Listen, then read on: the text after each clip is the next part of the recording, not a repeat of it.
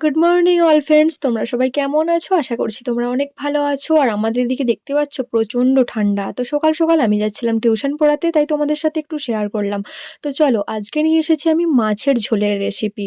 মানে কোনো রেসিপি না, আমি যেভাবে বানাই সেটাই আমি তোমাদের সাথে শেয়ার করব। কারণ আজকে মা আমাদের বাড়িতে আলু কাটা হচ্ছে, তাই জন্য সবাই আলু কাটাতে ব্যস্ত। আর আমি রান্নাবান্না তো প্রায় দিনই বলতে গেলে আমিই বেশিরভাগটা করি, সবটা না করলেও আমি প্রতিদিন একটু হলেও করি। তো যাই হোক, তারপর আমি এখানে দেখতে পাচ্ছ মাছের ঝোলের জন্য সবকিছু একদম মা রেডি করে দিয়েছে। আমি এখানে পুরো একদম তেজপাতা ফোড়ন-টোড়ন দিয়ে, পেঁয়াজ দিয়ে, তারপর রসুনও অলরেডি দেওয়া হয়ে গেছে। তারপর দেখতে পাচ্ছ এখানে মশলাটা অলরেডি আমি দিয়ে, আলুগুলো যেহেতু আমি ভাজতে ভুলে গেছি, তো মশলার উপরেই দিয়ে দিলাম। এখন মশলাটা আমি এখন কষিয়ে নেব। তারপর দেখতে পাচ্ছ তেলটা অলরেডি বেরিয়ে গেছে, মানে আমার কষানো কমপ্লিট হয়ে গেছে। তো দেখতে পাচ্ছ এই হচ্ছে আমার মাছের ঝোল। তো কেমন লাগলো তোমরা অবশ্যই কিন্তু কমেন্ট করে জানিও।